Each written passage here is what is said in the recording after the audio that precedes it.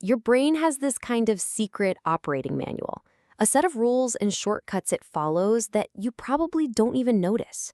Well, it absolutely does.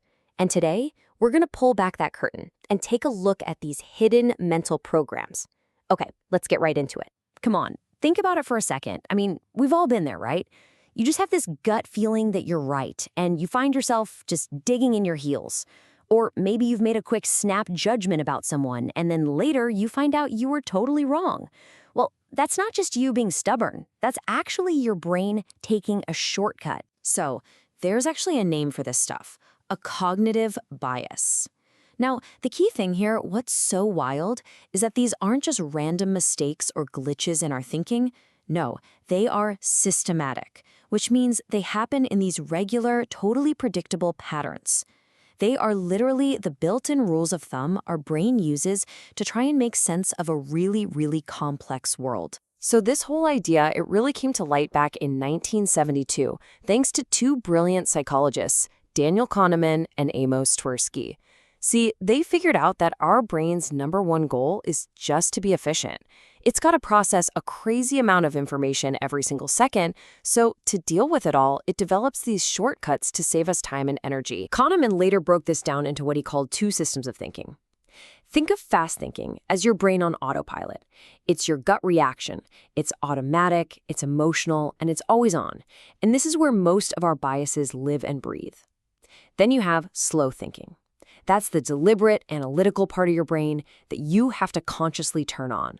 It's like doing a tough math problem. It takes real, focused effort. So you might be thinking, okay, are our brains just flawed?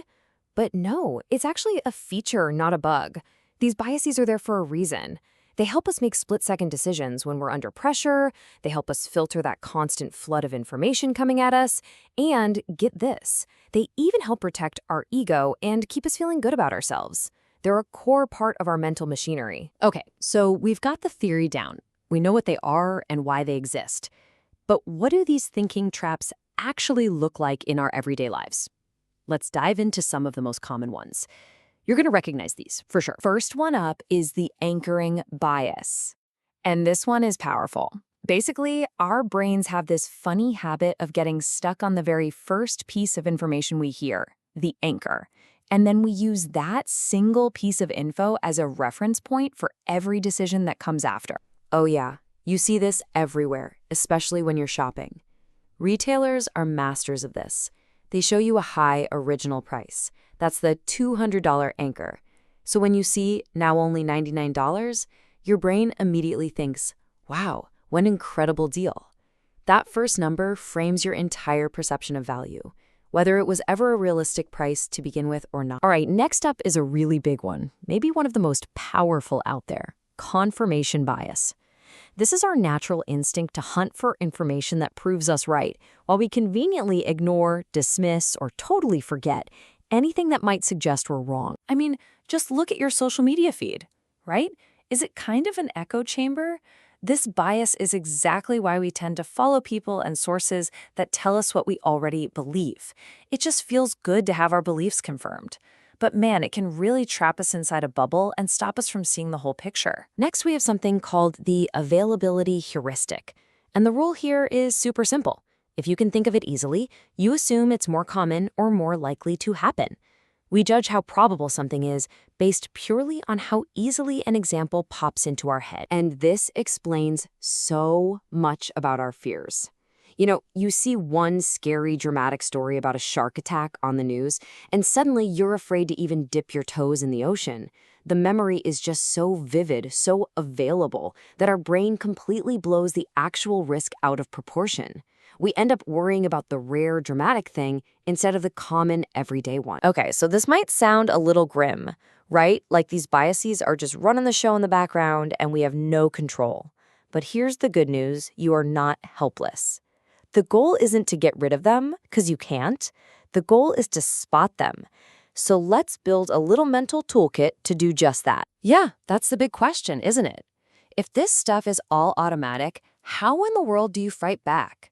How do you switch from that fast autopilot thinking to the slow, deliberate kind?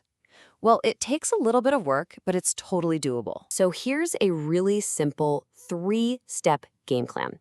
Step 1, just acknowledge it. That's it. Just accept that we all have them. It's just part of being human. Step 2, practice the pause. Before you leap to a conclusion, just stop for a second and ask yourself, wait, is there another way to look at this? And step 3, and this one's the hardest but maybe the most important, you have to actively seek out different views. Go find opinions that challenge your own. And to help you do that, here are some really powerful questions you can start asking yourself. Think of this as your personal bias detection kit. Asking things like, am I only looking for stuff that proves me right? Or am I just assuming that everybody else thinks the same way I do? Doing this regularly builds that self-awareness muscle. Look, at the end of the day, this isn't about becoming some kind of perfectly logical supercomputer. That's not the point. And it's not even possible. The real power, the real mark of a truly intelligent mind, isn't being free of bias. It's being aware of it. Just knowing these shortcuts are there, that is the first and most important step to thinking better. And that's the whole game.